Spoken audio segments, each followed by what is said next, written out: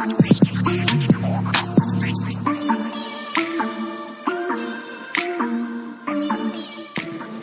welcome to Optimize Your Body with Martin Silva, where we talk raw, uncut facts to truly help you optimize your body. Many questions for you, but before, for background for our listeners, I'd like just to explain who are you, where you come from, what you do, just so our listeners have a bit of background on yourself. Of course. My name is Martin Silva, and I'm from the UK originally. I'm from Wales in the UK. And I came over to Australia. Obviously, I'm now based in Sydney, where myself and Ruben are now. We're in lovely Coogee, in a suburb in the east suburbs in Sydney. I moved over here about over a year ago, and I came over here to pursue my passion, which is health and fitness. And I also wanted to delve a bit deeper into modeling and actually broaden my horizon, because there's lots of opportunity here with the modeling gigs and stuff, fitness modeling and whatnot. But it was primarily just for a change of lifestyle and just to embrace more opportunity. My background, I am a personal trainer. I've been a personal trainer for over 10 years. I'm an elite level, highly experienced personal trainer. I also coach people online as well. And as you know, I have my own podcast as well, which is called Optimize Your Body. I thought I'd put a little plug out there, mate. I'll edit everything in the show notes after this pod. No worries. Great stuff. Yeah, and also I'm fitness model pro as well. So just to break it down for the listeners, like it's bodybuilding, essentially, similar to bodybuilding. Got to the professional level as a fitness model. I've competed about 8 times. So I spent a lot of time doing that and, working as a fitness model. But yeah, my passion and my purpose in life is health and fitness, and actually trying to make the world a better place by improving people's overall wellness, health, and making people look good. That's what I specialize in, getting people in killer shape, essentially. So, for me, the top priority nowadays, Ruben, is health. So, I try to get people to make that a priority, and then the aesthetics and the physique will come with it. But yeah, that's my specialities and that's my background. That's amazing. And when did you start it? Because everyone has a stepping point, or was gradually when you start creating this passion for fitness. You said it was 10 years ago. So you were a very skinny guy before, definitely. That's right. And one of the reasons I want you on this podcast was example that you're probably the fittest guy I know.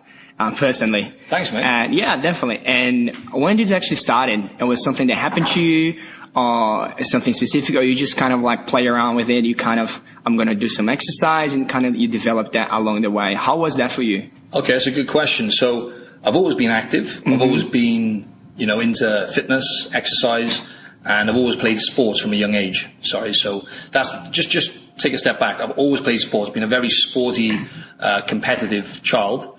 And my mother always pushed me to play sports, especially rugby. So I used to play rugby. That was my number one sport. And from a young age, I was always big into, as I say, a variety of different sports. When I got to the age of about 14, I was introduced to weight training by my buddy and started lifting weights.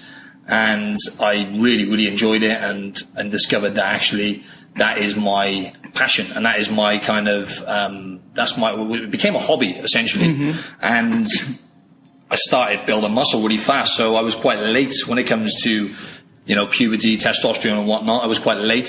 So when I got to about 16, I started growing, like at a really, really fast rate. So I started building a lot of muscle. And you know what it's like, you're a young lad, you're trying to look good for the opposite sex, for the ladies, I wanted to be a bit bigger for rugby as well. Yeah. So it all started off just like that, mate, really, just lifting weights. That's cool, man. Yeah, and then by the time I got to about 19, 20, I discovered that I just finished college. I wasn't really focused exactly on what I wanted to do. Yeah. And then I decided, I'm just going to pursue a career in health and fitness, done my personal training qualification when I was 19 and never looked back. But yeah, how old are you now? I'm 30 now. Wow. Yeah, so... Damn. Amazing. Thanks, mate. That's really cool. But I just wanted to say as well, and then I kind of obviously in my late 20s got more into, because I'm very competitive. So when I stopped playing rugby, I needed something to replace, the adrenaline kick, if you like. And that's when I started competing then as a men's physique athlete, and then eventually as a fitness model, which is basically where you're wearing Speedos and your legs are out. So men's physique is long board shorts covering the legs. And then I went into fitness model, so I had to really go for it then and build my legs up. Which is very hard, isn't it? Everyone struggles with that a lot. Oh, especially me, mate. I'm not, as you can see, I'm not built to have big legs. I've got long, skinny legs genetically. Yeah. But as you said, sorry, one more thing as well is, a lot of it stems from insecurities as well when it comes to lifting weights and looking good, right? I was always a skinny young lad, and then when I discovered the gym, I started building muscle. That was just for me. Then it was like, oh yes, it was kind of like releasing any insecurities I had because I was building muscle and whatnot. But yeah, it's good to know the reason why you actually start doing it. Looking back is quite interesting, really. So. That's interesting. You step on that, the purpose, because one of the episodes, I don't remember which one, but I listened to you. You're talking about to be a good PT. One of the many things you need to have, it's actually also understand the purpose and the why behind your clients want to lose weight or they want to lose, lose some fat. How do you work with your clients to understand their why? Because that goes more into psychology. Let's say you're not only on the fitness coach, but you're becoming more, let's say a counselor or something like that. How do you work with your clients for that? Because you mentioned that it's very important as well. Another great question, mate. To be honest, only over I've been a trainer for over a decade now, as I said, and it's really only over the last, since I've been here, really over the last year or two, where I've really, since tuning into the Mind Pump Media podcast, that we'll talk a bit more about that. You would definitely talk about later that down the line. But since tuning into that podcast, and made me realize that actually, I always knew a lot of the things those guys are talking about, but I never really applied them. So, as you say, the why is the most important factor. So, for example, nowadays, when I have someone come in for a PT consultation, for the most part, they'll come into me with, their goals. When I ask them what their goals are, their goals will be to look better. And they're normally certain parts of their body they're not happy with. So, as I said before, if I track back to the insecurities, a lot of people without realizing it are actually the ones who want to just look better. I want to go to the gym because I don't like the way I look. I don't like certain parts of my body and I want to look better. So they're always unhappy with certain parts of their body. So that's one of the first things I address is if they say, oh, listen, I want to work on this area, that area, I'll delve a bit deeper into their training history and then I'll start like unpacking why, why is it you want to, is there any particular reason? Have you got a holiday coming up? Is it for health reasons or is it because you literally just want to look better? And I'll normally not always, it depends on the person, but I'll try and get them to give me 5 whys at some point down not always on the first consultation. Yeah, of course, otherwise you scare them. Exactly, you scare them away, mate. Yeah. You've got to be tactical. Yeah. But, the thing is, when you come in to the gym, primarily because you want to look better, you can take it from me, it's a never-ending journey and it's a never-ending struggle because you're never satisfied with how you look. No matter how you could be training for a year. Oh, it's so true. You know how it is. Yeah. You lost 20% body fat or whatever. You look lean. You look great to other people, but to yourself, you still see the same. Body image issues are very, very common nowadays. So the why is very important. And like I said at the start, I always try to get people to address health and focus on how they feel. Tell me, how are your energy levels? How are you sleeping? How's your skin? All these things are markers and indicators to the level of health you have. And if you get yourself to a good level of health, and guess what? The body will come as a side effect. And that's where I'm at now, really. So, that's amazing. Yeah. Yeah. I want to go back now to fitness questions, very specific. I pretty much write down a lot of questions as I was listening to your episodes on your podcast. And you just mentioned now about sleep. And of course, everyone knows sleep is important, but if you break down that for someone that's they want to lose weight or they want to build muscle mass or just health in general, why sleep is so important? And I think people take for granted and people actually not sleeping properly nowadays. Absolutely. It's part of the epidemic we're actually facing right now, Ruben. So as you know, unfortunately, we're in a state now where we're the sickest we've ever been as a on a worldwide scale. Okay. Yeah. So, autoimmune diseases, chronic illness, like cancer, heart disease, all these things have increased exponentially, right?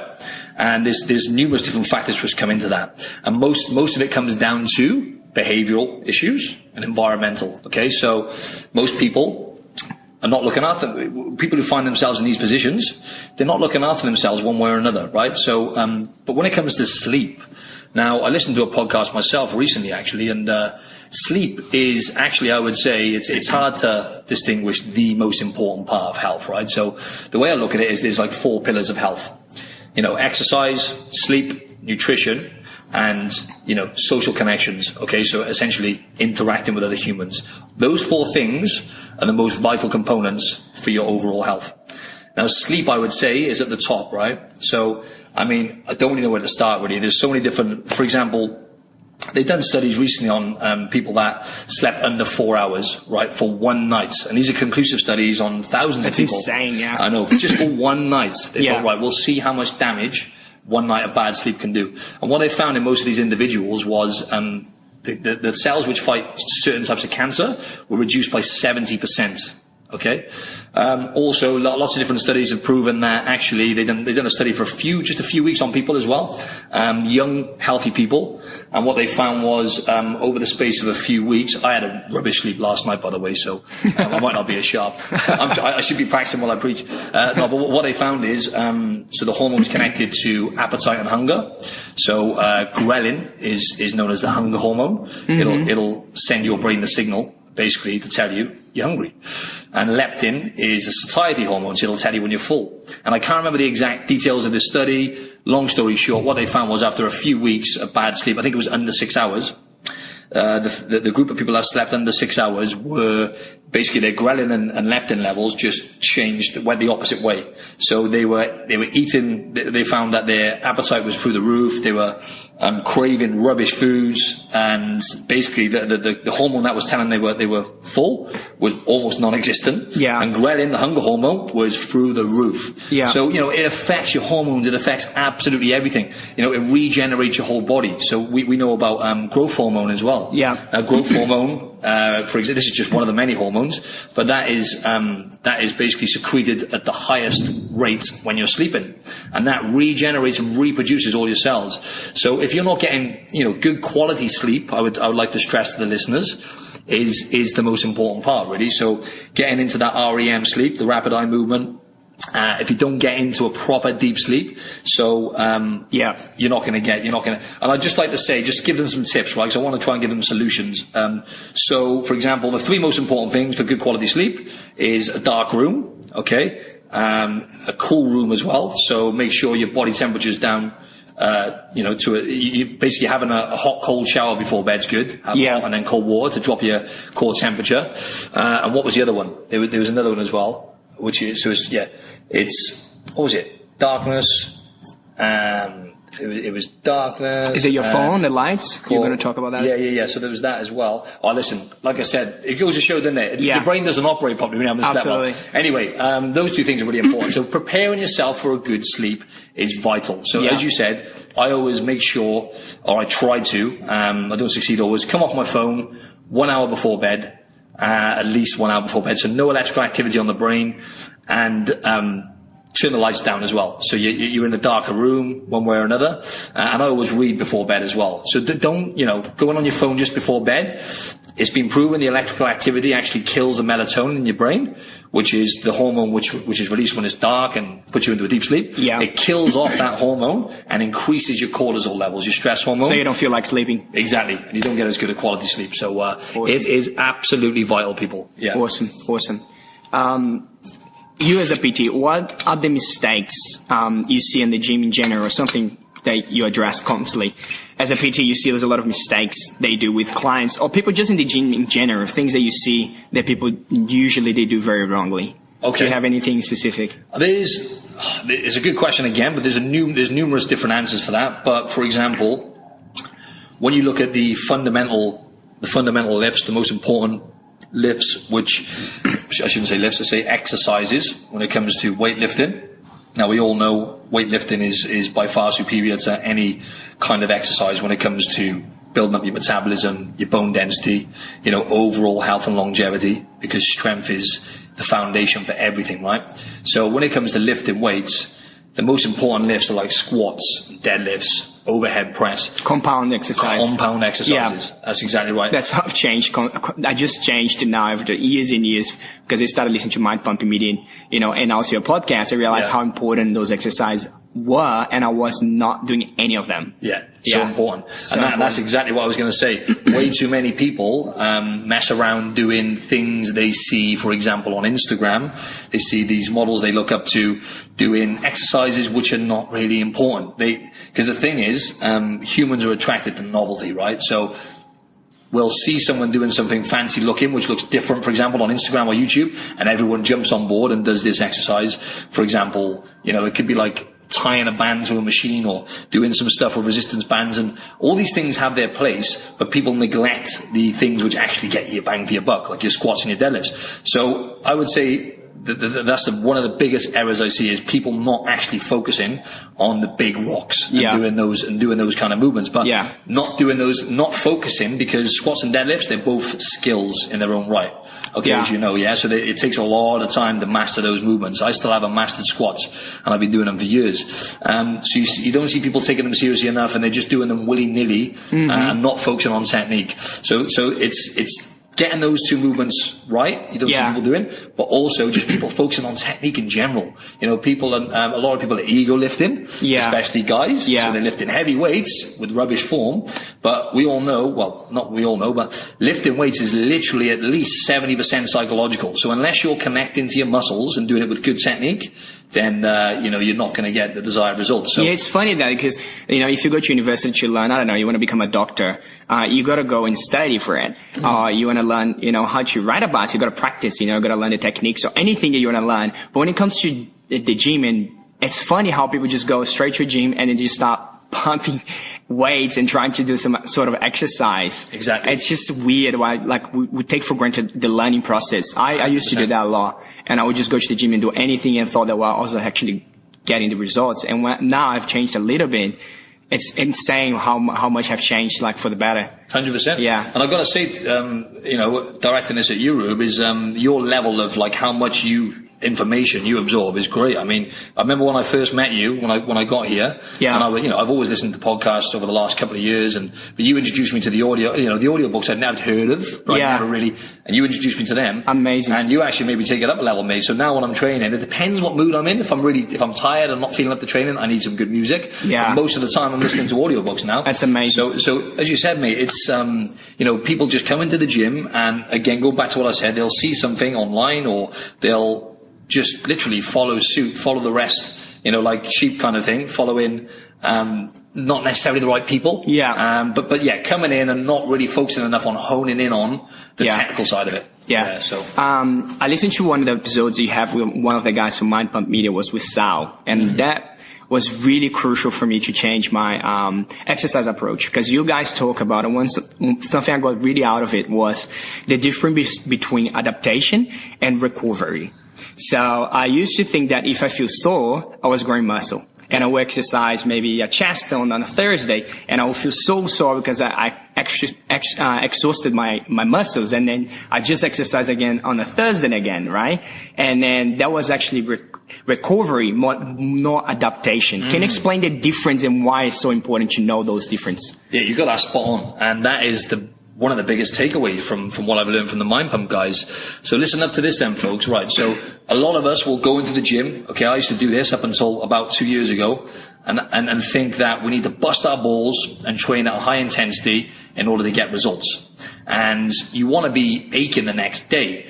So we have this mentality of going into the gym and then hammering ourselves, breaking down muscle, and then if we're not aching the next day, it's almost like we're not satisfied, right? And we haven't done a good job. Yeah. Actually, if you're not aching, there's different variables here, but if you're doing it properly, the next day, yes, you should feel it. Don't get me wrong. You should feel like you've done something. But if you're aching for longer than about a day, 2 days max, you've done too much. So you've probably potentially broken down connective tissue, like tendons and stuff like that.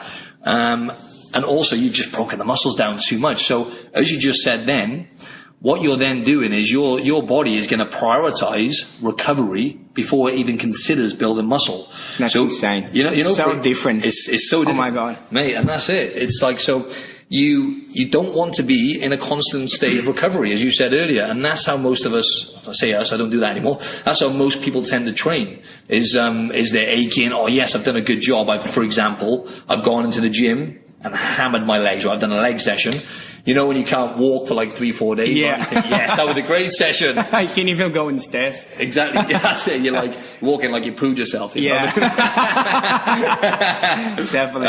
And that's not the way to do it, folks. So there's a lot to talk about here, but just to break it down for you, if you focus on technique, like I said, and doing the big compound movements, squats, deadlifts, bench press, overhead press, military press. Military press, yeah. Exactly. Those kind of things on a regular basis, but not not really overdoing it on the volume.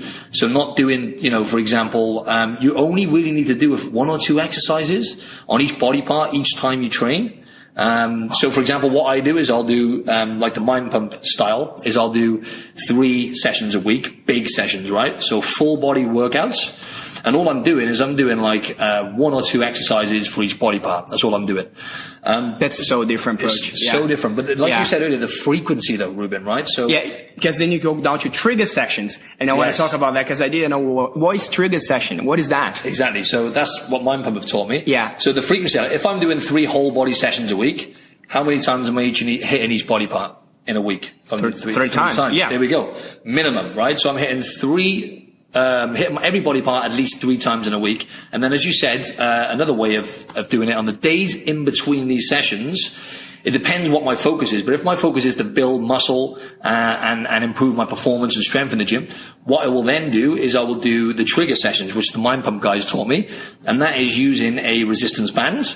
So a resistance band with handles on it, yeah? So no weights. No weights, just a resistance band, okay? And you do not need a heavy. So for example, when I'm doing these total body sessions, the intensity is moderate, sometimes a little bit high intensity, but I would say overall it's moderate. When I'm doing the trigger sessions, it's low intensity. Okay, it's low intensity, and I'm doing it with a light band. And I'm just getting a pump on, for about, say, 6 to 10 minutes. Yeah. I'll just do the whole body. I'll do like, for example, Ruben, I'll do like 5 exercises. Yeah. So I'll do, for me, legs, as we said, legs is always a weakness. So I'll make sure I do squats. Sometimes I'll do 2 exercises for legs, but just body weight. And then I'll get the band for the upper body stuff. Yeah. And then I'll do like 3 or 4 more exercises. Like warming up, priming your body. Yeah. Exactly. Kind of, yeah, but just pumping the muscles up. Yes. And that does enough to send the muscle building signal, but also it helps you recover. It really helps you recover because you're getting some blood flowing into the muscles. Yeah. That's it's just amazing. It's crazy. It's just a completely different concept. Exactly. Yeah. That's it. And if I'm doing a show, Rube, what I'll do is I'll do 3 big total body sessions, and then I'll hit my weak body parts. Yeah. On the days in between in the gym. Yeah. So I'll do like a leg session, for example, on days in between, but it's not high intensity. Once again, it's moderate intensity. It's about 70% of what most people do in terms of intensity, but it's focused on connecting to the muscles. And it's that frequency and letting your body adapt to what you're doing. I won't go too much into that, but just to talk about recovery and frequency, game changers. But adaptation is another thing as well, right? Maybe I could talk about that another time. But absolutely. Yeah, awesome. I hope that made sense. Yeah, that made a lot of sense. Cool, That's really good. That was really well spot on.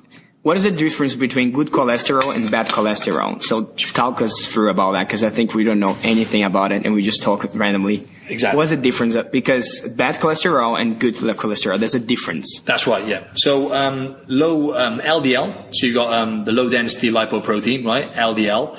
That is generally known as the bad type of cholesterol. However, right, there's a lot more to it. So doctors, I'm not gonna, condemn any doctors or trying to shoot doctors down, because most of them are really, really intelligent, successful people, and they are absolutely amazing, right? But when it comes to chronic stuff, they're not the best when it comes to chronic. Not always across the board, but when it comes to addressing the root cause of a problem and actually, for example, knowing what cholesterol is, a lot of them, and it's not their fault, they're not fully educated on these topics. They're just not, right? So they still think cholesterol is bad, full stop. Okay? Great question, right? Once again. So LDL, there's 2 different types. There's small particles. Okay, so LDL is the bad type. I believe there's different types of particles. So it's not all bad. Okay, so the LDL actually is still good for you if you have a certain amount.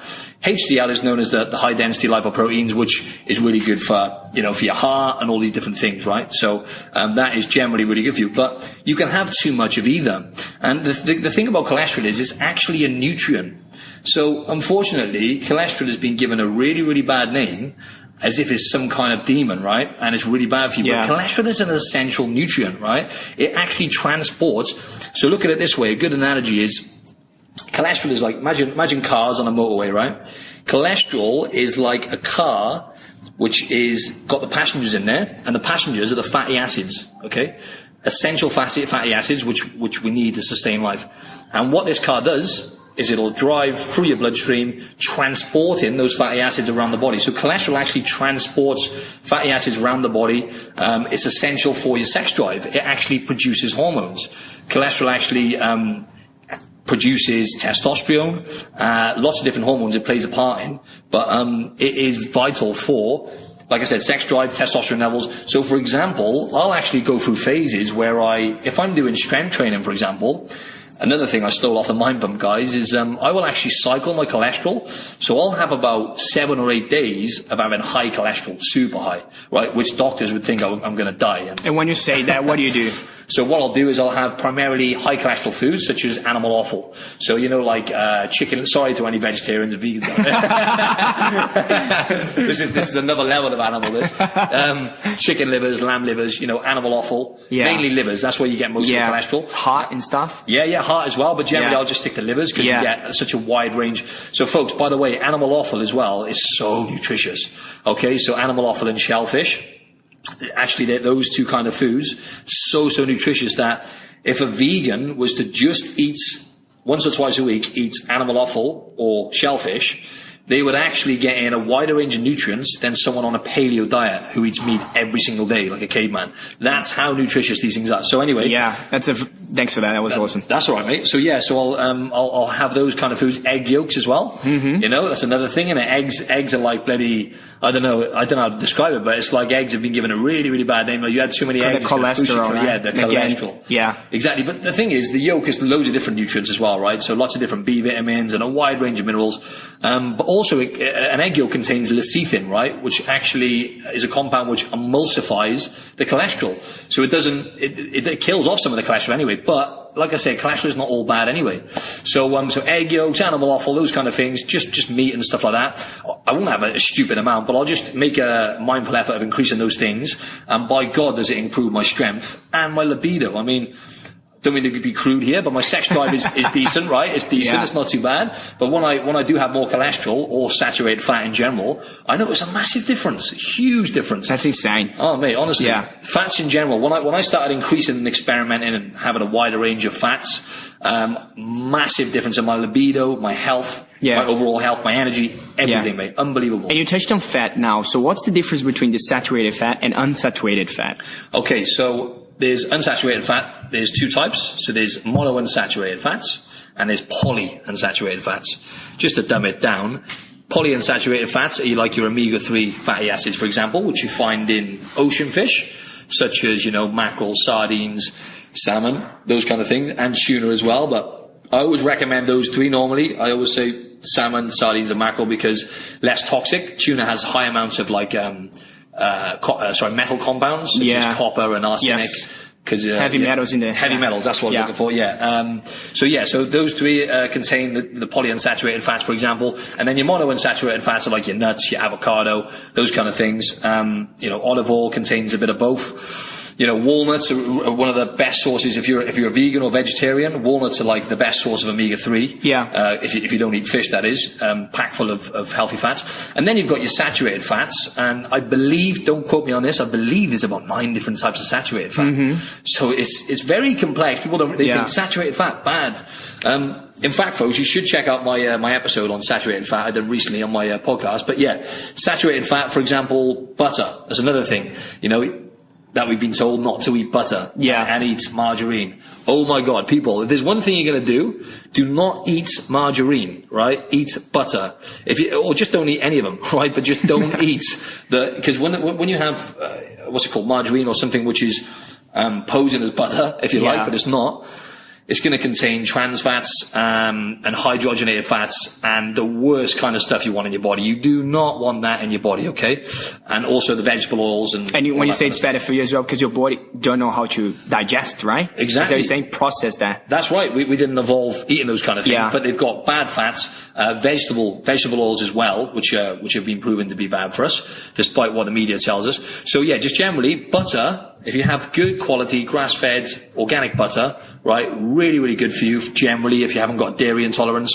For example, butter contains myristic acid, which is a type of saturated fat, extremely good for a wide range of things. And bear in mind, folks, as well, with fat, I believe the brain is around about 75% fat and cholesterol. something along those lines. So it just goes to show, like, for your brain operation and actually, for survival, having an adequate amount of fat is really, really important. And that includes saturated fat. As I was saying, in butter, you have myristic acid. In coconut oil, for example, that's another form of saturated fat, or, medium chain triglycerides, we call it. Yeah. But without going too sciencey, that contains lauric acid, which has a wide range of benefits for the heart, the immune system, the brain. So, so that's the difference between the two. Sorry, to answer your question. Awesome. No, I just wanted good. to try and educate them a bit. Yeah. The difference between the two is they both have their place. The best way to compare the two is they're both essential, and in the right amount, though. So, but what they found, folks, is saturated fats you find in butter, coconut oil, meat, eggs, those kind of things, and dairy products as well. If you have like full fat Greek yogurt or whatever, or milk. They've done studies on women, and actually the women who had the highest amounts, I think it was a stupid amount, if I remember, in terms of the fat percentage, I'm pretty sure they had about 75% saturated fat and about 25% healthy fats, and they lost much more weight than the ones having high amount of the good fats. Yeah. So saturated fat is actually really, really important for weight loss and losing fat. So your body will actually break down whatever you put into it, right? So if you put fat into it, the right amount and the right types, it's going to utilize fat as energy and burn fat. Now, there's a lot of variables there again, right? So if you're eating too much carbs and sugar and whatnot and too many calories on top of that, it doesn't quite work out. But that's just the way, best way to simplify it, really, mate. Yeah. And then you touched on grass-fed butter. So what's the difference in how important it is to trying to eat grass-fed meat or grass-fed products instead of just eating the normal ones? Yeah. Right. So with grass-fed butter, so what I've kind of discovered recently is actually I didn't look too much into it, and I thought, right, it makes sense. Grass-fed and grain-fed, right? So a cow which eats grains is similar to a human. If a human overeats grains, right, and carbs, generally, if they overeat anything, they're going to get fat, right? Don't get me wrong. But when it comes to grains, without going too much into it, when it comes to a cow eating grains, the only problem is with wheat-based products and grains in countries such as Australia's not as bad as America and the UK, where I'm from, so I hear, because the regulations. But they'll spray the wheats and the grains with pesticides for a start. Okay, so pesticides are like a chemical they use to preserve and stop bugs eating away at the plants. And it's been proven to increase estrogen levels and be linked to cancer, all sorts of issues with the gut and things like that. So they spray the wheat with pesticides for the first thing. And then what happens is they feed the shit out of the cow, right? So they'll give it loads of grains. It'll get big, right? So then when they actually slaughter it again, sorry, vegans, when they slaughter it, it's bigger, it's got more meat on it. But the cow then gets sick and whatnot. So generally a cow which eats grass as opposed to grains is going to be consuming a lot less, basically bad stuff. Yeah. So you're consuming whatever the cow consumes. So just try and go grass-fed if you can. But that doesn't mean it's organic. See, so that's another thing altogether. Is when you have grass-fed, it's still going to have the cow is still going to have hormones in it. Okay. So, I did not know that. Yeah, exactly. Okay, gotcha. I thought that when you grass-fed, instantly you think that's organic already. Exactly. That's what I thought up until recently. See, so generally. And also has to be grass finished, which is, I didn't know that as well. That's another thing, yeah. Yeah, because usually they feed the cow grass, and then at the end they give them grains to just, build that muscle very quick. So you gotta try to find grass fed and also grass finished. That's it, exactly. So that's the best way to break it down is like, if it's eating grains, generally you're going to be consuming a lot more chemicals and stuff. Yeah. It's just not ideal for the body. So for longevity and health, go for the grass fed. Or organic, one of the two. But the thing is, if you go organic, it can still be grain-fed then, right? Yeah. But it means I would say, to play it safe, you're better off just going grass-fed. And if you can know the source, so if you can get it from like a butcher's or something like that when it comes to the meat.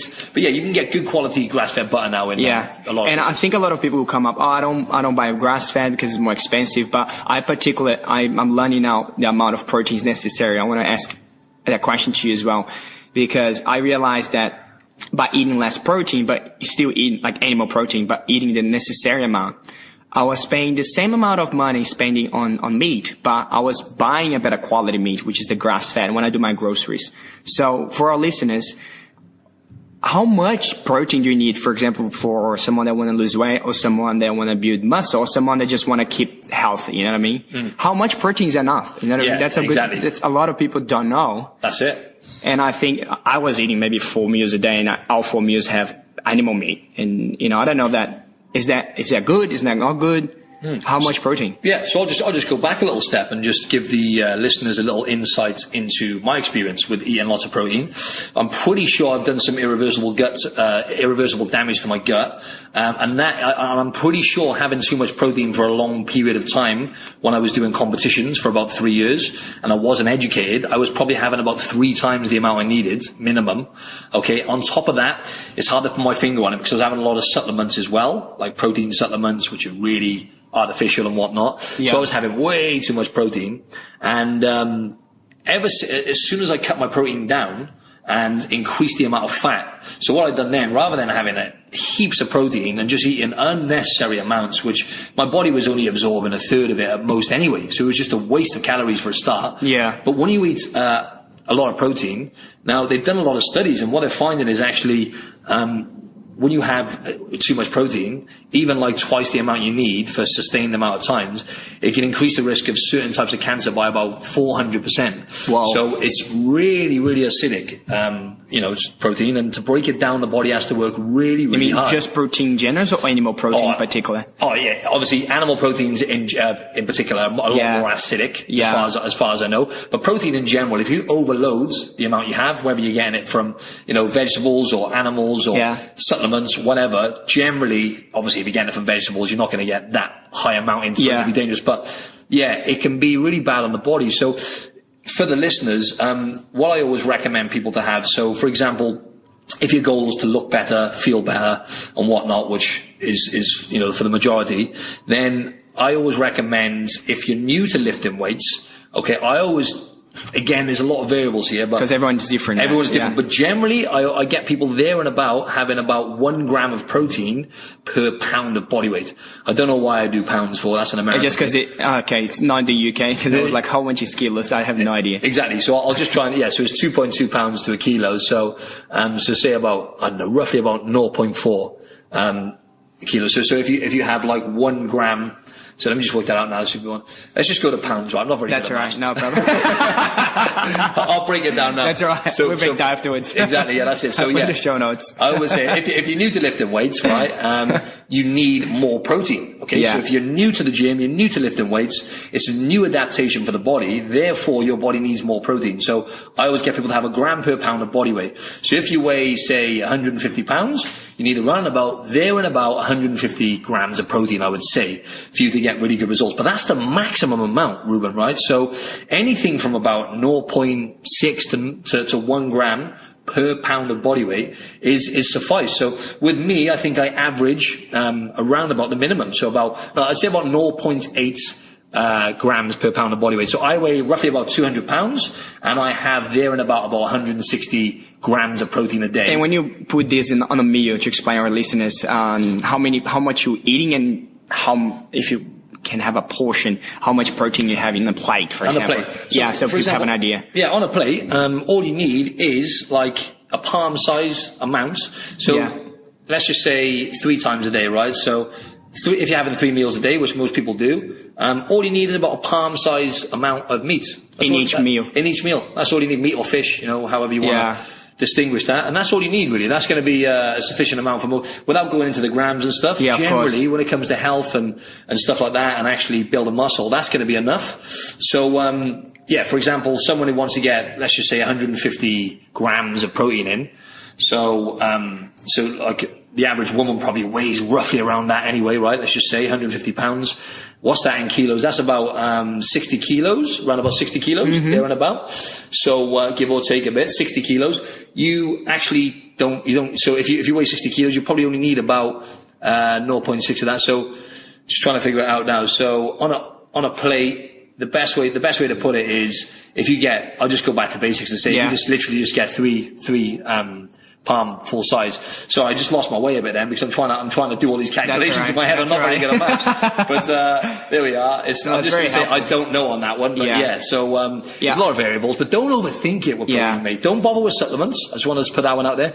Don't get too hung up on taking protein shakes, okay? Because that is going to be the small 1% of your end goal. Okay, focus on eating whole foods, and as me and Ruben just discussed. And what's whole food for the listeners? Whole foods, when it comes to meat, make sure it's grass-fed or organic or whatever. And vegetables.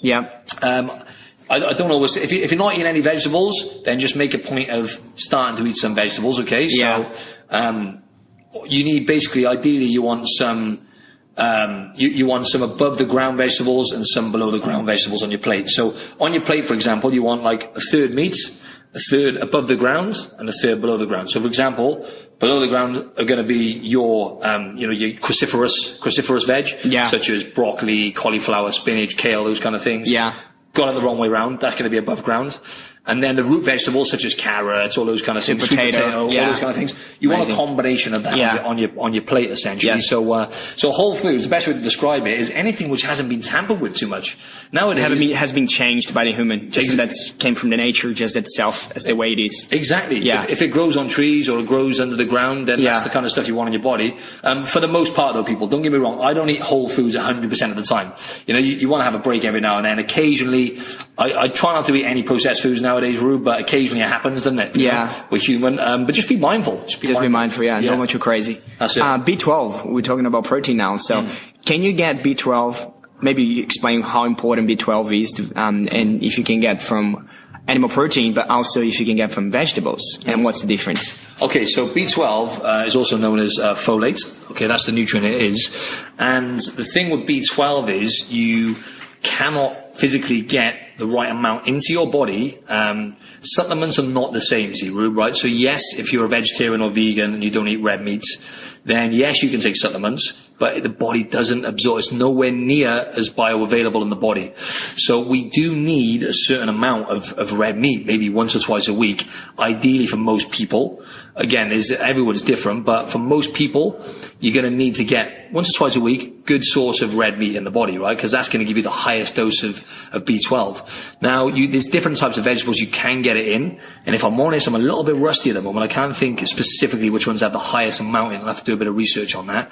I do believe like hemp seeds and stuff like that and hemp-based products have a decent amount of B12 in. But generally, you do need to eat some sort of meat. And the thing is, with people who are vegans and stuff, I don't mean to, I'm not trying to attack any vegans. Like, a lot of people do it for moral reasons. They do it because... we do appreciate that. That's right. We know where they're coming from. Oh, absolutely. Yeah, totally. But for health reasons, even people who think they feel good, they switch over to the vegan diet. Oh, I feel really good. Most of the time, that's because of the stuff you've eliminated. So a lot of people then end up eating more vegetables and eliminating processed foods. So they end up eating a bit healthier. That's normally why they feel better. But what they find is a couple of years down the line, most of these people are getting nutrient deficiencies and primarily B12. So you can get B12 in eggs and stuff as well, and other types of meats, fish as well. Oh, do you know what? I'm not going to lie. I'm not going to lie to the listeners. I'm a little bit rusty. I wish I'd have touched up on my nutrition a bit more before this. But generally, we're not expecting those questions. Yeah, exactly. You threw me a bit there. Man, I did all this study on you, man. I've been listening to your podcast for like 2 weeks before this. Exactly, that's it. But just be mindful of that, folks. I just want to talk a little bit more about meat, is because a lot of people have watched that. I don't know, my first ever episode, actually, podcast episode, was on What the Health? What the Health, documentary, That's right, So obviously, the people who were running that documentary were doing it from a moral standpoint, clearly. They were against, animal cruelty and whatnot. But for them to portray and try and brainwash people into thinking that meat is all meat's bad for you and eggs are bad, and they compared fish to having 5 cigarettes. Oh my God. So a lot of my listeners, I still have to try and convince that actually no, meat is actually essential. It's in a sense we evolved eating some meat. But you can eat too much of anything, Rube. But with B12, if you're a vegan or vegetarian, get yourself some sublingual spray, ideally. That's the best way to get it in your body if you're going to get a supplement. What is that? So it's like a spray. Really? Spray it on your tongue. As far as I know, that's the best way to get it in. Awesome. Because hemoglobin levels. Yeah, exactly. That's the best way. So if you're a vegan or vegetarian, hope that clears that up, mate. That's awesome. So let's talk about intermittent fasting. I know you do approach intermittent fasting. Yes, I know about this one. That's good. Yeah. And tell the listeners the benefits of it. And because, like for example, a lot of people say, breakfast is the most important meal of the day, and we've been sold on that for so many years. You know, your family used to say the same thing, and you always have your cereal in the morning with that milk. Tell us, the listeners, about intermittent fasting and why breakfast is not, the most important meal of the day. Okay. So intermittent fasting is, the best way to put this is fasting is actually a stress on the body, right? So I would never recommend intermittent fasting to someone who is a beginner when it comes to nutrition and eating the right foods. However, it has been proven time and time again that different forms of fasting on humans is actually really, really, really, really, really extremely, in fact, I can't actually express how good it is on the body. However, again, everyone's different. So it is a stress on the body, fasting, just like, lifting weights and vigorous kinds of exercises are a stress on the body. It's not the actual stress on the body which is favorable for the body. It's the way your body responds to that stress. For example, just to give you a little bit of an analogy, so when you lift weights, you break down muscle tissue. Your body then has to adapt and respond to that stress by building muscle to protect you from the insult next time in the gym. It's the same for fasting, right? So with fasting, if you deprive the body of food, then what it will do is it'll actually regenerate. So don't get me wrong. Some people, like I've tried it with a few people, and what I find with intermittent fasting is, like I said at the start, I always I always get people to a high level with their nutrition. I'll get them tracking their calories. I'll get them to learn lots and lots about their body before I even mention fasting to them. Now, that is because you need to know your stuff before you start fasting.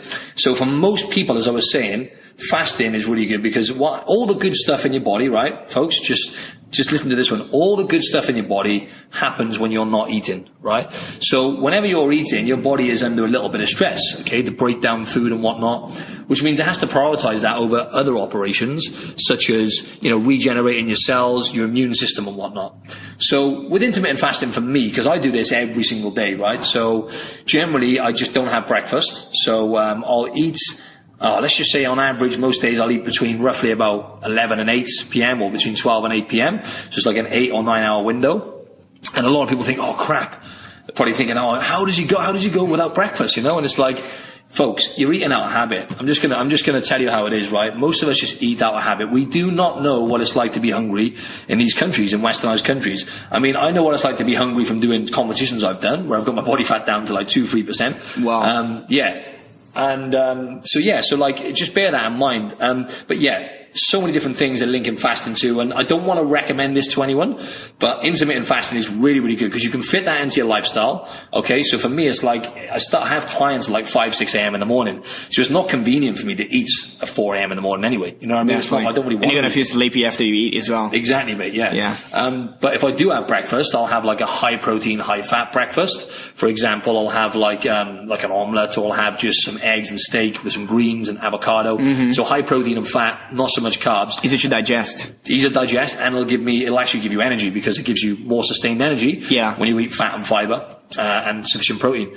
But so I'll skip breakfast, and it serves me really well with my lifestyle. And a lot of people, it does work for them because they don't have to worry about preparing their food as well and preparing X amount of meals each day. They can just have one meal in the day. So generally what I'll do on a day where I'm not doing like a big full body session, when I break my fast at like 12 p.m., it'll be a big meal, but it'll be predominantly protein and fats and lots of vegetables. So I'll have a wide range of vegetables. I'll have, for example, some avocado, some olive oil, some nuts, some ocean fish maybe as well, which is packed full of fats. So I'm packing about, 1,000 calories minimum into that first meal, but it's the right kind of nutrients and calories. Yeah. So it's not like sugary carbs or anything like that. Mm-hmm. And that'll give me a boost of energy then, and it'll serve me for a a good few hours. And sometimes on some days, this is rare because I'm a big guy. I need to eat at least 3,500 calories just so I don't, a minimum, just so I don't lose weight. So I'll just have another meal in the evening now, another big feast in the evening. So I like to call it intermittent feasting because you can just have big ass meals, man. I love having big meals. It's like having a feast every time you eat. I'm the same with you. I would rather do that than small meals. I feel so like, oh my God, I just ate nothing. I need to eat more. Oh, definitely. That's exactly right. I know. That's exactly the same. I just wanted to say, just to run through some of the health benefits. So this is what I like to clear up, is the problem is with fasting, you'll hear lots and lots more about this now, folks, right? The only reason you haven't heard too much about it is because companies find it hard to promote fasting, right? What can you sell to make people, you know what I mean? It's not you're like not eating, right? You're not going to buy anything. Exactly. I'm sure they'll bring some sort of pill out or something. And especially if you get rid of your breakfast, you're going to get rid of a lot of food that you only eat on a breakfast, definitely, right? Definitely. And that's not beneficial for companies that only sell products that people are consuming during breakfast. 100%. That's exactly right. And the thing is with fasting is people look at it as a way to get leaner and to lose weight. Do not go down the path of using fasting, even intermittent, even if you're going like longer periods without food, even if it's just 12 hours, you're trying to drag out, longer times in between meals or wherever it is. Don't use that as a way of losing body fat and losing weight. That's not the way to look at it, right? Because you're looking at it the wrong way. And all that does then is it creates a disorder, because then you're essentially looking at, I'm going to try and starve myself to get leaner. Now that's the bottom of the list in terms of the benefits, losing body fat. For me, I mean, they found neurogenesis is one of them, right? So your brain cells regenerate. Okay. So actually your brain, like I said, regenerates, reproduces cells. Okay. Also, autophagy. So that's the fascinating one for me, is that's where destruction of the bad cells. That's exactly right. Yeah. So what will happen is the immune system will wipe out dead cells and bad cells that are no longer needed by the body and actually replace them with new ones. So reboost your immune system, which is obviously, it increases longevity and whatnot. There's loads of different benefits. You're not releasing insulin either. So when you're fasting, obviously you're not having carbohydrates or any food which are going to release insulin, which is a fat storing hormone and is linked to diabetes and all these, it plays a massive part. I don't care what anyone says. A calorie is not a calorie. What a lot of people are eating nowadays with a westernized diet and processed foods, pumping out insulin, pumping all these refined sugars into their body all the time. They become insulin resistant. So the body becomes resistant to insulin, and then that converts into diabetes. So that's another thing. You're not releasing insulin. You're giving your body a break, right? I go on forever. You're releasing more growth hormone as well when you're fasting. So when you're in a fasted state, you're pumping out more growth hormone, which is the opposite to insulin. It's a fat burning hormone. So I could go on forever, but I don't want to promote it too much. If you're at a decent level and you're eating healthy and you're a healthy individual, by all means try it. But start off with like maybe just a 12-hour fast. Okay. So for example, if you're going to finish eating at like 8 p.m. or say you finish earlier, finish eating at 6 p.m. The next day then break your fast 6 a.m. to 8 a.m. or something in the morning, right? So that's like a 12, 14-hour fast. Yeah. Don't go straight into like 16 to 20 hours straight away. Yeah. See how you feel, pay attention to how you feel and whatnot, because what I find is, I don't know, it's something to do with the hormonal makeup of a woman. Yeah, I've had some bad feedback of women in the past with fasting. So it's especially not for if you're everyone. pregnant, don't try this if you're pregnant. Exactly. That's exactly it, Rube. It's a stress on the body. It's a stress on the body. Yeah, there we go. But it's a good stress, okay, if you do it right. I want to put that in there as well, right? I love it. I'm an advocate. I wish I could make my own supplement. What can I do, mate? Can I get some sort of slim fast? Slim fast. Yeah, slim fasting or something like that. I don't know. Let's figure something out after this. We'll definitely do something. And you always talk about improve your relationship with food. What do you mean by that, and when did you start thinking this way? Okay, so what I meant by that is improving my relationship with food. So yeah, I always thought to myself, because the first people that brought that to mind for me, once again, is the Mind Pump guys. And I thought to myself, when he first said it, I laughed. I was like, relationship with food, as if like you're sleeping with it or something, you know what I mean? It's like, or you're building up a bond or a friendship with an apple or something. I'm like, what are these guys? These guys are way out there. Yeah. And then I just started to actually identify what it meant. And in reality, so I was in a bad place with food, with my relationship with food. So restrictive eating, okay, when I was preparing for competitions and modeling shoots and whatnot, which was about 3 years, pretty continuously, like pretty frequently, I was doing a photo shoot or I was doing a competition, and I didn't know anywhere near what I know now, so I was restrictive eating. So, for example, I'll just give an example of a photo shoot I'd done. I had like a 4-week cut, right? So, I was already quite lean. So I thought, right, I have to get shredded for this shoot, right? So I had 4 weeks and I literally ate primarily chicken and spinach and broccoli for 4 weeks, right? Okay, there was some sweet potatoes, some salmon, some nuts here and there, but that's pretty much what I would do, because that's all I knew. All I knew was the bodybuilding way, like I'd done for shows, where it would be chicken and broccoli. Okay, so the thing is, most of us are brainwashed into the bodybuilder mentality when it comes to eating 6 meals a day and eating chicken and broccoli like that's somehow good for you, right? Anyway, so I would restrict the foods I was having, and then what would happen when I finished the shoot is I would rebound, right? I would rebound for about, sometimes it would go on for days, even a week after a show before. I was eating crap every single day for a week. So essentially, I created a disorder. So the binge eating disorder is what I actually, it's a lot more common than you think, guys, by the way. So talking about a relationship with food, an example of someone with a poor relationship with food is someone with the binge eating disorder. Now, in Australia, for example, I think about 50% of all eating disorders, so whether that be what's it called? Anorexic, anything like bulimic, all these things. 50% of those are binge eating. So the binge eating disorder is by far the most common one. So a lot of people are not even aware they have it, especially guys, because they just do it and they think, oh yeah, it's okay, I can have a day off. But no, it doesn't really work like that. It's not good for your body when you're binging. So I developed a poor relationship with food through binge eating after restricting myself for competitions and whatnot. And then talking about the damage I'd done to my gut, it was partly the amount of protein I was having, I think, and the stress I put on my body, and then restrictive eating and binge eating, over, the space of a few years, really, on and off. I'd done some irreversible damage to my gut, and mentally, talk about mentally, right? I was in a bad place. So let me just try and relate this more to the listeners. So a lot of people might be listening to this thinking, I eat quite healthy, okay? Now, that's another thing, right? I have people come into me on their first consultation, and a lot of the time I'll ask them, do you eat healthy? And they'll say, yeah, I eat really healthy. And I'll say, okay, so what I want to do is I want to just track what you're having. There's an app you can use, folks, by the way, if you want to learn more about nutrients and your calories. It's called MyFitnessPal. That's what I use. Do you use that at all, Ruben? No, I haven't used it, but I've seen you always bring it up this year podcast. You don't need to, mate. You're shredded all year round nowadays. Just bloody hell. Can't well, maybe you bring my muscle mass. That's all I do. Don't take your top off next to me today. Yeah, but that's it. And they think they're eating healthy, but in reality they're eating like way too much sugar or whatnot. So it's just being mindful, and what we don't realize is a lot of the foods we've been brought up eating, right? Like from a young age, for example, I used to eat lots of cereal, lots of full fat milk, which is not always a bad thing, but again, going back to the quality of the milk, it wasn't organic kind of thing. And all of these things, right? And processed foods as well. Like, I wasn't poor growing up, but I wasn't particularly well off either. Yeah. So my mum used to get, food which wasn't the best quality. Bless her. I don't mean that she always put food on the table, the best mother in the world. But when I look back, a lot of it was processed, right? And the thing is, a lot of us are brainwashed into thinking that most of these foods, like, they'll market certain things. Like, for example, even protein bars, for example. That's an example, right? They market them as healthy. They're not healthy. Look at the list, people. When you look at things you're going to buy, have a look how many ingredients are in there for a start, right?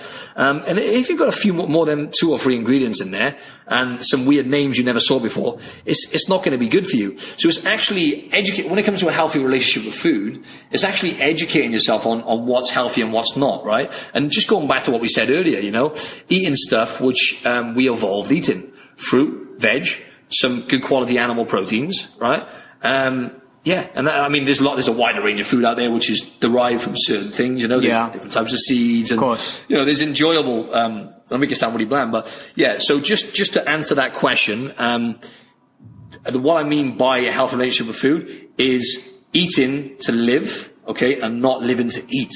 And most of us do live that way, where our brains are hijacked into chasing sugar. So without realizing it, most people, and I'm not trying to be condescending, but most people listen to this now, their primary goal when they eat a meal is to get carbohydrates in, whether they know it or not, right? Yeah. I'm just going to have this protein bar. You're going for the sugar and the sweeteners. You're not going for the protein. Let me tell you. You try eating protein on its own. It's not very enjoyable. Try eating some egg whites, right? Or some whey protein, which is unflavored, 100%. It tastes like shit. It doesn't taste great. You know what I'm saying? It's really not particularly enjoyable. Yeah. So it's always going to be the sweeteners. So artificial sweeteners, right? Some of them, like sucralose, for example, it's 600 times sweeter than sugar, right? So when you have a protein bar, an artificial one, it's going to have sucralose and maybe some other sweeteners in there. So you're tricking your brain into thinking it's having sugar, but essentially it's just having nothing, right? Because it's a non-nutritive thing. Artificial sweetener doesn't have any calories. So you're not getting the calories from the sugar or the carbs, but your brain thinks you are. So it's releasing insulin, and then it's changing your gut flora. So you're going to be chasing then those kind of foods. So yeah, it's educating yourself on hidden sugars and stuff like that, and just focusing on eating more fats, folks. So with your meal, for example, having vegetables, a decent amount of vegetables, and another thing I don't want to condemn is carbohydrates. Right? I'm not one of these people, carbs make you fat, carbs are bad. No. Too much protein can make you fat, too much fat can make you, too much anything can make you fat, right?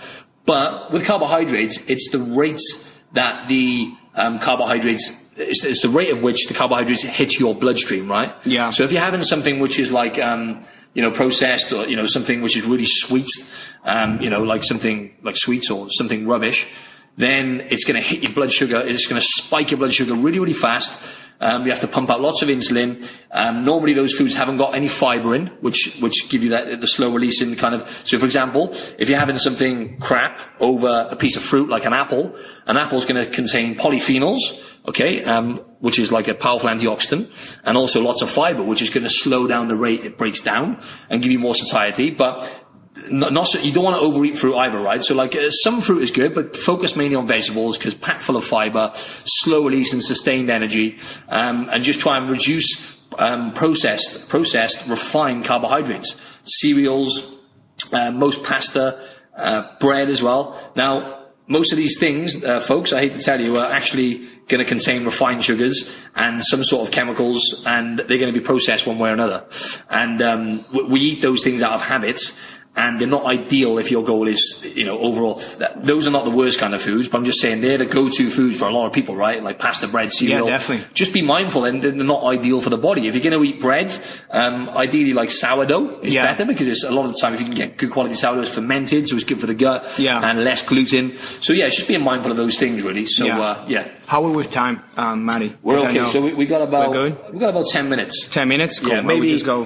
Maybe about 8 minutes to be specific. 8 minutes? Okay, we got to quick on that. Okay, then just go over. Sorry, people. So I go off on a tangent a bit. That's absolutely fine. You can see I'm passionate. I said that at the start. I love it. I'm just going to go through it because I have so many other questions. Let's see more important ones. I want to talk about this. People think about working with weights only for building muscle mass, or if they want to lose weight, they just go on a treadmill and they run crazy hours and they just go the extreme.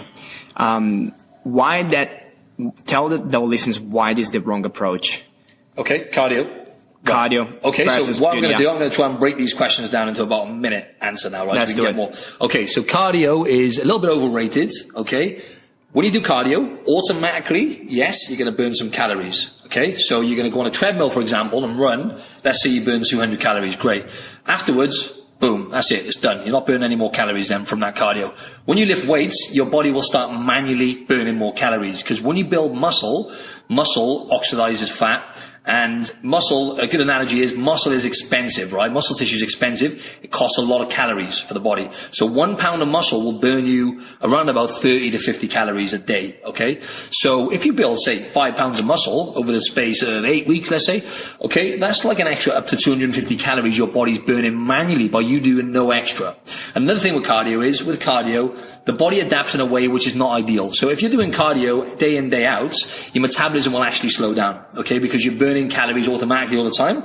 So why is your metabolism going to speed up? It doesn't make sense. Is it for your resting metabolic rate to speed up from you doing cardio? Protection. Yeah. Thank you very much. So cardio is good, right? But I would recommend low intensity cardio. Focus on moving. Focus on your movement, okay? So it's the movement you're doing the cardio you're doing without being aware of it. Day-to-day life. If you have got an office jobs, folks, and you're sat on your ass for most of the day, then get up and walk around for a bit, okay? Go on a little walk every hour. Be more active. That's the most important thing, right? So weight training and activity, over cardio. But high intensity cardio does have its place as well, right? So but it's like more of a tool. sprinting and stuff like that. Exactly, but it's a tool. Yeah, it's a tool. Do it for say 3 or 4 weeks. The body adapts, and then it becomes diminishing. Yes. So yeah, focus on lifting weights and moving enough. Yeah. That's the best way to put it. Yeah. You talk about a lot social comparison, and I know you read The Subtle Art of Not Giving a Fuck, which is a great book, and now also that one about social media and distraction on the phone. I forgot the name, but I actually listened twice already. Irresistible? Yes, that's the one. I've listened twice. It's an amazing book. It's I've got to listen good. again as well. It's so good. But talk about the social comparison thing and how you can apply this into fitness. Yeah, exactly. So social comparisons nowadays are rife, right? Because social media. So, for example, just to break down what that is, now, subconsciously, we compare ourselves to others anyway. Just to put that out there, folks, subconsciously, it is completely normal for you to be comparing yourself to other people. It's an evolutionary thing. It was essential for survival, right? So you're doing that subconsciously anyway.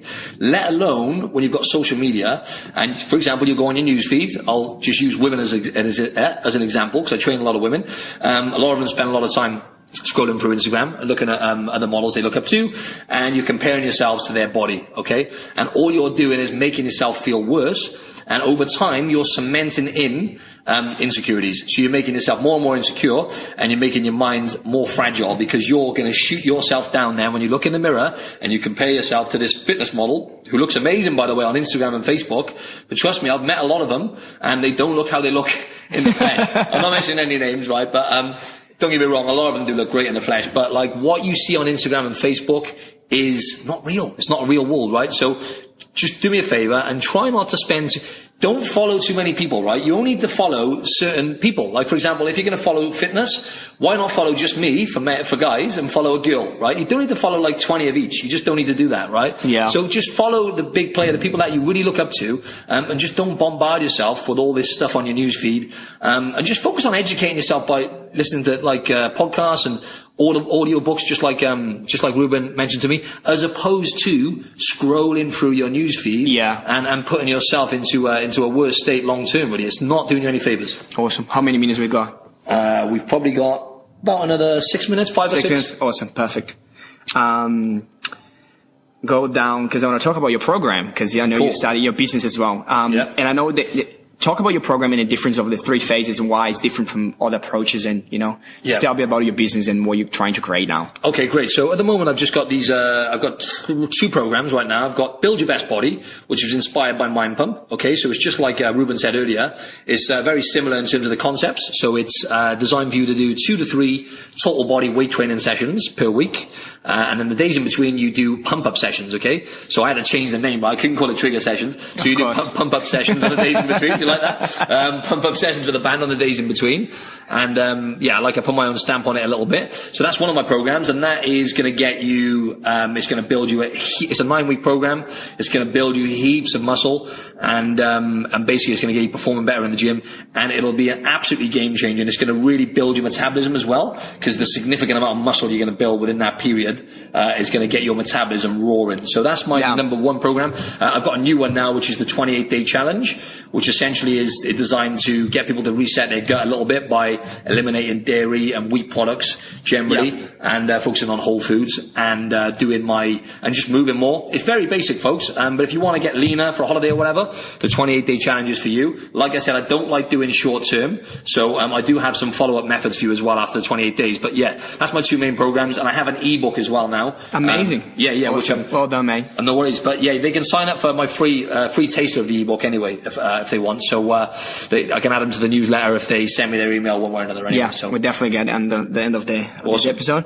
Any unusual thing or habit about you?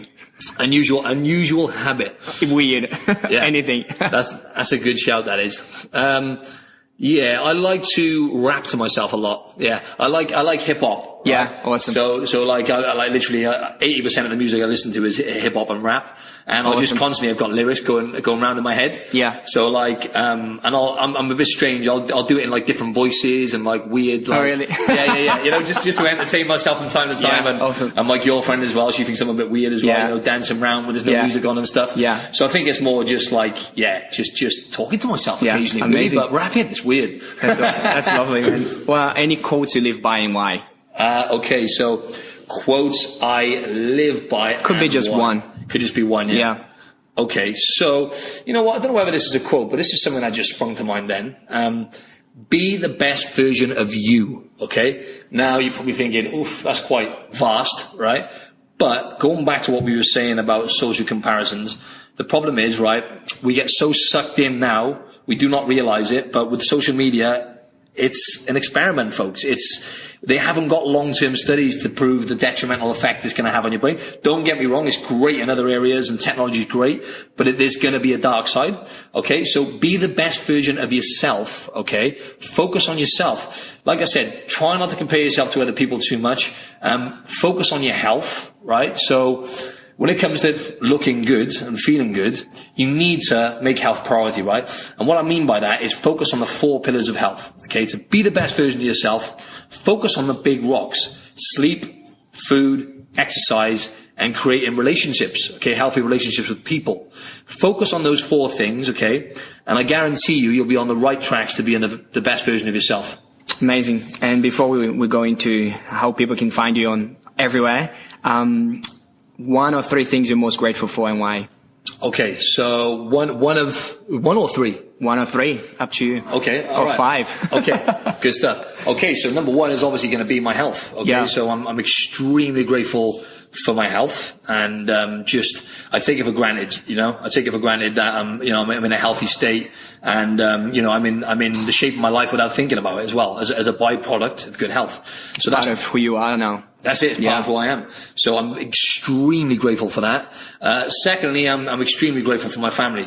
You know what it's like, Ruben. Of course. Our family's on the other side of the world. 14,000 kilometers away. Exactly. Even further for me, mate. So, so they're the other side of the world. And, to be honest, I've always been super grateful for my family.